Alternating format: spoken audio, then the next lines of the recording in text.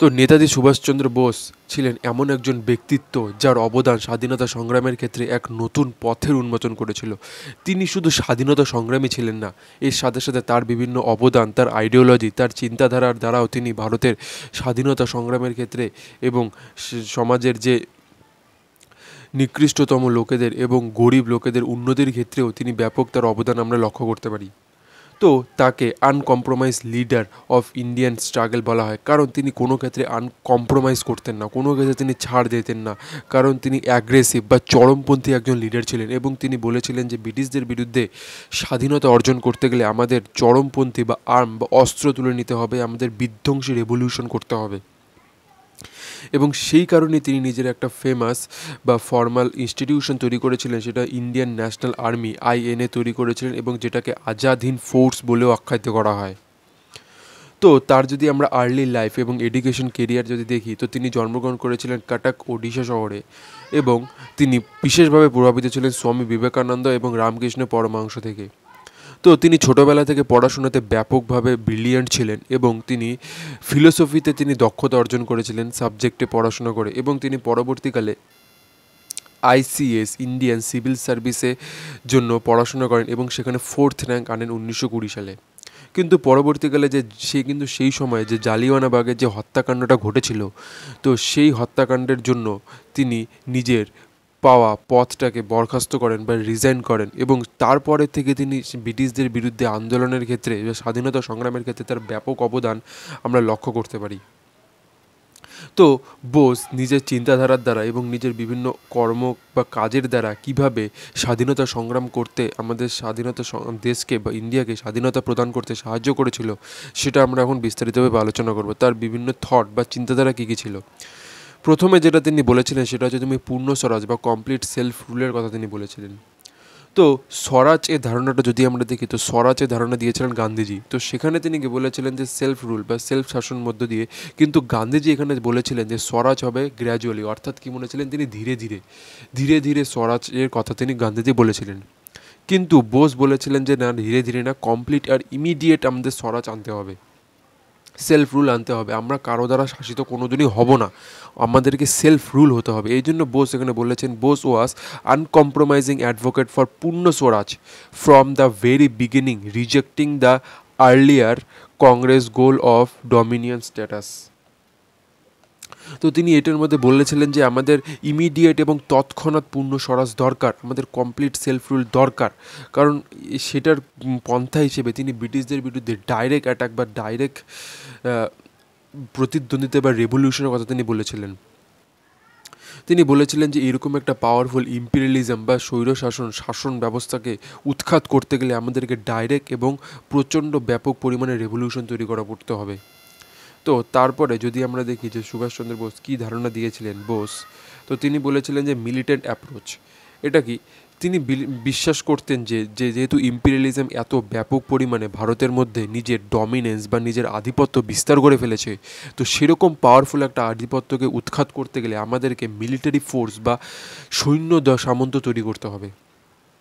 তো সেই সৈন্য সমর্থনটা কেমন হবে, মানে তাদের বিহেভিয়ার কারণ হবে, তারা হবে অ্যাগ্রেসিভ হবে, তারা হবে রেভলিউশনারি অ্যাপ্রোচ তাদের মধ্যে থাকবে, তারা সবসময় আন্দোলন বিদ্রোহর মধ্যে থাকবে এবং তাদের মধ্যে আর্মস রেজিস্ট্যান্স, তাদেরকে অস্ত্রশস্ত্র প্রদান করা হবে যাতে তারা ফ্রিডম অ্যাচিভ করতে পারে। তো এই জন্য তার বিখ্যাত যে সংগঠনটা তিনি তৈরি করেছিলেন ইন্ডিয়ান ন্যাশনাল আর্মি, যেটাকে আজাদ হিন্দ ফোর্সও বলা হয়, তো সেই আজাদ হিন্দ ফোর্স তৈরি করার সময় তিনি একটা কথা বা একটা স্লোগান তার ব্যাপকভাবে প্রচলিত ছিল এবং বিশেষভাবে বিখ্যাত ছিল। সেটা ছিলেন, তিনি বলেছিলেন যে give me blood and I shall give you freedom, তুমি আমাকে রক্ত দাও, আমি তোমাকে স্বাধীনতা দেব। হ্যাঁ, এরকমই ধারণা দিয়েছিলেন সুভাষচন্দ্র বোস। তিনি এই রকম ধারণার মধ্য দিয়ে ইউথদেরকে, যারা স্বাধীনতা সংগ্রামের ক্ষেত্রে কঠোর ভাবে নিবন্ধ, তাদেরকে এই রকম স্লোগানের মধ্যে দিয়ে তিনি উৎসাহিত করতেন এবং ডাইরেক্ট রেভলিউশন এবং ডাইরেক্ট সংঘাতের মধ্য দিয়ে তিনি তাদেরকে উৎসাহিত করার পন্থা অবলম্বন করতেন। তো তারপরে যেটা তিনি দিয়েছিলেন যে প্র্যাগম্যাটিক ফরেন পলিসি। তো তিনি একটা প্রিন্সিপাল ফলো করতেন, সেটা দিয়েছিলেন যে এনিমি অফ অ্যান এনিমি, অর্থাৎ শত্রুকে হারাতে গেলে শত্রুর যে শত্রু আছে তাকে বন্ধু বানিয়ে তার বিরুদ্ধে লড়তে হবে। এটার মানেটা কি? তো তিনি সেই সময় যে ব্রিটিশরা ভারতে শাসন করতো, তো তিনি সেই সময় ব্রিটিশদের যারা শত্রু ছিল অর্থাৎ অ্যাক্সেস পাওয়ার, সেই সময় যেহেতু ওয়ার্ল্ড ওয়ার 2 চলতেছিল, অ্যাক্সেস পাওয়ার জার্মানি এবং জাপান একে অ্যাক্সেস পাওয়ার বলা হয়, তাদের সাথে একত্রিত হয়ে তিনি ব্রিটিশদের বিরুদ্ধে আন্দোলনের একটা স্ট্র্যাটেজি তৈরি করলেন। তিনি জার্মানিতে গেলেন, জাপানে গেলেন এবং সেখানে গিয়ে সেই সময় জার্মানিতে ছিল হিটলারের সাথে কথা বললেন এবং সে সাথে হাত মিলিয়ে তিনি ইন্ডিয়াতে কীভাবে ব্রিটিশদের উৎখাত করা যায় সেই সম্পর্কে একটা বিস্তারিত প্ল্যান তিনি তৈরি করলেন। তো পরবর্তীকালে তার যে আমরা ধারণাটা দেখব সেটা তিনি সোশ্যালিজম বা ইকোনমিক জাস্টিস সম্পর্কে বোস কী ধারণা দিয়েছিলেন। তো বোসকে আমরা সাধারণত সোশ্যালিস্ট বলে আখ্যা করতে পারি, কারণ তিনি সামাজিক ছিলেন, তিনি সমাজবাদী ছিলেন। তিনি রাশিয়াতে গিয়েছিলেন এবং সেখানে রাশিয়াতে যে বলশভিক রেভলিউশন হয়েছিল 1919-এ, সেটার দ্বারা তিনি প্রভাবিত হয়েছিলেন এবং রাশিয়াতে কীভাবে রেভলিউশন হয়েছিল সেটার মধ্য দিয়ে তিনি প্রভাবিত হয়ে তিনি সোশ্যালিস্ট হয়েছিলেন এবং তিনি ইন্ডিপেন্ডেন্ট ইন্ডিয়া তৈরি করার ক্ষেত্রে সোশ্যালিক এবং ইকোনমিক ইকুয়ালিটির কথা তিনি বিশেষভাবে আখ্যায়িত করেছিলেন। তিনি বলেছিলেন যে পলিটিক্যাল ফ্রিডম হবে freedom from poverty and social inequities, অর্থাৎ তিনি পলিটিক্যাল ফ্রিডম আমরা তখনই অর্জন করতে পারবো যখন আমরা ফ্রিডম পাবো কিসে থেকে? দারিদ্রতা থেকে, এবং এর সাথে সাথে ইনইকুয়ালিটিস অর্থাৎ সমাজে যে অসাম্যতা রয়েছে, সমাজে যে বৈষম্য রয়েছে, এক ধর্মের সাথে অন্য ধর্মের, এক মানুষের সাথে আরেক মানুষের যে একটা বৈষম্য রয়েছে, সেটাকে যখন আমরা উৎখাত করতে পারবো তখন আমরা পলিটিক্যাল ফ্রিডম অর্জন করতে পারবো। তো এরপরে বোস যে ধারণা দিয়েছিলেন সেটা তিনি দিয়েছিলেন যে সাম ইয়া ভাবা, এই ধারণাটাকে তিনি অরিজিনাল ছিলেন তিনি, এবং তিনি এই ধারণাটাকে বিশেষভাবে উৎসাহিত করেছিলেন এবং তিনি বলেছিলেন এটার অর্থ হলো যে সামে ভাবা, তিনি এখানে বলতে চেয়েছেন যে synthesis of socialism and the select authoritarian methods.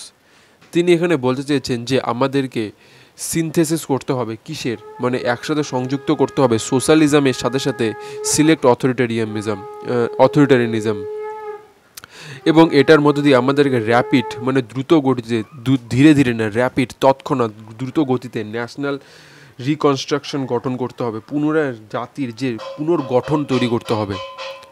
এবং তিনি বলেছিলেন he wanted a government interest of the মাসেস। তিনি বলেছিলেন যে আমাদের ইন্ডিয়াতে এমন একটা গভর্নমেন্ট বা সরকার প্রতিষ্ঠিত করতে হবে যে সাধারণ জনগণ, সাধারণ যে সমাজের যে নিম্নতর জনগণরা আছে তাদের কিভাবে উন্নত করা যায়, তাদের কিভাবে লাভ প্রদান করা যায়, তাদের কিভাবে সুবিধা প্রদান করা যায়, সেটার উপর তারা বেশি আরও গুরুত্ব আরোপ করবে। এবং আমাদের সেরকমই গভর্নমেন্ট প্রতিষ্ঠা করতে হবে যেন যারা সমাজের উঁচু লেভেলের যারা আছে তাদের যেন সবসময় তাদের ইন্টারেস্টের কথা না ভেবে সমাজের যারা নিচু স্তরের আছে, সমাজের যারা দরিদ্র, যারা নিকৃষ্ট, তারা সমস্ত সুযোগ সুবিধা থেকে যারা বঞ্চিত, তাদের কিভাবে উন্নতি করা যায়, তাদের কিভাবে আমরা উন্নতি ঘটাতে পারবো, সেটার ক্ষেত্রে গভর্নমেন্টের বেশি গুরুত্ব আরোপ করতে হবে। এবং সেই সব ধারণার কথা বলতে গিয়ে তিনি নিজের সামভাবা এর ধারণা দিয়েছিলেন। তো বোস এর পরবর্তীতে আমরা যে ধারণাটা তিনি দিয়েছিলেন সেটা তিনি বলেছিলেন যে ইন্ডাস্ট্রিয়ালাইজেশন। তো ইন্ডাস্ট্রিয়ালাইজেশন অর্থাৎ তিনি এখানে ইন্ডাস্ট্রিয়ালাইজেশনের পক্ষে ছিলেন, ব্যাপকভাবে সাপোর্টার ছিলেন। কিন্তু আমরা যদি দেখি যে গান্ধীজি কিন্তু ব্যাপকভাবে ইন্ডাস্ট্রিয়ালাইজেশনের বিরুদ্ধে ছিলেন। তিনি বলেছিলেন যে ভিলেজ কমিউনিটি হবে, গ্রাম কমিউনিটির কথা তিনি বলেছিলেন, গ্রাম স্বরাজের কথা তিনি বলেছিলেন, এবং সেখানে বলেছিলেন যে মানুষ সেলফ সাফিসিয়েন্ট হবে গ্রাম অর্থাৎ চাষাবাসের ভিত্তিতে। কিন্তু বোস বলেছেন যে না, আমাদেরকে র্যাপিড ইন্ডাস্ট্রিয়ালাইজেশন করতে হবে, অর্থাৎ আমাদের প্রচুর পরিমাণে ফ্যাক্টরি বা ইন্ডাস্ট্রিয়ালাইজেশন করতে হবে। কেন তিনি এরকম বলেছিলেন বোস? কারণ তিনি রাশিয়ার ধারণা দ্বারা বা রাশিয়াতে যেরকম ইন্ডাস্ট্রিয়ালাইজেশন ঘটেছে সেটার ধারণা দ্বারা বোস ব্যাপকভাবে প্রভাবিত ছিলেন। তো সেই ধারণার দ্বারা প্রভাবিত হয়ে তিনি চেয়েছিলেন যে ইন্ডিয়াতেও এরকম পরিমাণে যেরকম রাশিয়াতে হয়েছে ইন্ডাস্ট্রিয়ালাইজেশন সেরকম যাতে ইন্ডিয়াতেও ঘটুক, সেই জন্য তিনি র্যাপিড ইন্ডাস্ট্রিয়ালাইজেশনের কথা বলেছিলেন। তো সেই ধারণা, গান্ধীজির এই ধারণাটাকে যদি আমরা নেই, গান্ধীজি বলেছিলেন যে ইন্ডাস্ট্রিয়ালাইজেশনের বিরুদ্ধে ছিলেন। তিনি গ্রামের সোসাইটি মানে সাধারণ যে গ্রাম কমিউনিটি আছে, যারা কৃষকরা আছে, তাদের যারা কৃষির মধ্য দিয়ে যারা দেশের উন্নতির কথা তিনি বলেছিলেন। কিন্তু আমরা যদি বর্তমানকালেও বা প্র্যাকটিক্যাল বর্তমান যুগেও দেখি, তাহলে শুধু কৃষির ওপর ভিত্তি করে একটা দেশ কখনোই উন্নতি ঘটতে পারে না, বা ইকোনমিক অর্থনীতির উন্নতি কখনোই একটা কৃষির ওপর বা সমাজের অ্যাগ্রিকালচারের উপর ভিত্তি করে কখনোই একটা দেশের উন্নতি হতে পারে না। তো তার জন্য উন্নতির জন্য কি করতে হবে, একটা দেশকে তার সাথে সাথে ইন্ডাস্ট্রিয়ালাইজেশন করতে হবে, প্রচুর ফ্যাক্টরি স্টাবলিশ করতে হবে, তাহলে আমাদের এমপ্লয়মেন্ট আসবে, নতুন টেকনোলজি আসবে, তো সেটার মধ্যে দিয়ে একটা দেশ উন্নতি ঘটবে। তো সেই ধারণাটা দ্বারা বুঝে তিনি সেই সময় বোস বলেছিলেন র্যাপিড ইন্ডাস্ট্রিয়ালাইজেশনের সাপোর্টে ছিলেন। তো 2 নম্বর যে বোস যিনি যে ধারণা দিয়েছিলেন তিনি বলেছেন সেকুলারিজম, অর্থাৎ তিনি ধর্মনিরপেক্ষর ব্যাপকভাবে সাপোর্টার ছিলেন। তিনি বলেছিলেন যে আমাদের দেশে, যেহেতু ইন্ডিয়াতে একটা ডাইভার্স কান্ট্রি, তো এইরকম দেশে প্রচুর ধর্মের বসবাস, একটা নির্দিষ্ট জায়গায় বা একটা ছোট্ট জায়গায় প্রচুর সংখ্যক বিভিন্ন ধর্মের মানুষ একসাথে বসবাস করছে, তো এরকম জায়গাতে আমাদের সেকুলারিজম বা ধর্মনিরপেক্ষ রাখা বিশেষভাবে গুরুত্বপূর্ণ। কারণ যদি এটা না থাকে তাহলে আমাদের দেশে সংঘাত কেউ আটকাতে পারবে না। তো তিনি এই জন্য ধর্মকে পুরোপুরি সেকুলারিজমের কথা বলেছেন, এবং তিনি বলেছিলেন যে সমস্ত রকম কাজে বা যে কোনো রকম সোসাইটিতে নিয়োগের ক্ষেত্রে যেন সবসময় সেকুলারিজমকে ফলো করা হয়। তিনি বলেছেন হি believe that the government of free India must be absolutely neutral and impartial towards all religion. তিনি বলেছেন যে গভর্নমেন্টকে অবশ্যই নিউট্রাল হতে হবে সমস্ত রকম কাজ বা সংস্থায় নিয়োগের ক্ষেত্রে, এবং এর সাথে সাথে ইম্পার্শিয়াল টুয়ার্ডস অন, এবং কোনো বিশেষ রিলিজিয়নকে বেশি সুবিধা প্রদান করবে এবং কোনো নিচু রিলিজিয়নকে কম সুবিধা প্রদান করবে, এরকম পদক্ষেপ যেন গভর্নমেন্ট না নেয়। তো সেই ক্ষেত্রে তিনি নিজের ধারণা দিয়েছিলেন। তো এরপরে সুভাষচন্দ্র বোস যে ধারণা দিয়েছিলেন তিনি বলেছিলেন যে ওম্যান এমানসিপেশন, অর্থাৎ তিনি নিজের ধারণার মধ্যে দিয়ে সমাজের যে মহিলারা রয়েছে তাদের উন্নতির কথা, তাদের শিক্ষার কথা, তাদের অর্থনৈতিক এবং সামাজিক অস্তিত্বের উন্নতির কথা তিনি বিশেষভাবে গুরুত্ব আরোপ করেছেন। তিনি বিশেষভাবে মহিলাদের শিক্ষার উপর গুরুত্ব আরোপ করেছেন এবং তাদের পুনর্বিবাহের উপর গুরুত্ব আরোপ করেছেন। তিনি অ্যাবলিশন অফ পূর্ধা সিস্টেম এর উৎখাতের কথা বলেছেন। তো পূর্ধা সিস্টেমটা কি? পূর্ধা সিস্টেম আমরা এখনকার সমাজেও দেখতে পারি, যে মুসলিম কমিউনিটিতে আমরা দেখতে পারি যে মহিলারা বোরখা পরে থাকে বা সোসাইটিকে নিজের শরীরের কোনো অংশই তারা দেখায় না। তো এটার মধ্য দিয়ে তারা বলতে চাচ্ছে, মানে মুসলিম কমিউনিটি বলে তারা এটা কেন করে মহিলারা, কারণ তারা অন্য মানুষকে নিজের শরীর দেখায় না, মানে একটা পর্দা সিস্টেম, মানে একটা এর মধ্যে দিয়ে তারা মডেস্টি এবং পরপুরুষকে তারা মুখ দেখায় না বা শরীরের কোনো অংশ দেখায় না, এরকম একটা ধারণা তৈরি করে। তো এই রকম ধারণার বিরুদ্ধে তিনি ছিলেন এবং এই রকম ধারণা তিনি বিরুদ্ধে বোস কথা বলেছিলেন। তিনি বলেছিলেন যে এই রকম ধারণা মহিলাদেরকে সমাজের একটা নিচু স্তরে তৈরি করে রাখে, কারণ এরকম ধারণার মধ্য দিয়ে মহিলাদেরকে আমরা বলতে পারি যে মহিলারা একা কোনো দিনও বের হবে না, তারা কোনো গার্জিয়ান ছাড়া বের হতে পারবে না, তারা একা কোনো দিনও সাথে যাওয়া উচিত না। তো এই রকম সিস্টেমস সমাজের মধ্যে থাকার জন্যে মহিলারা বিভিন্ন দিক থেকে পিছনে পড়ে যাচ্ছে এবং তাদের উন্নতি ঘটছে না।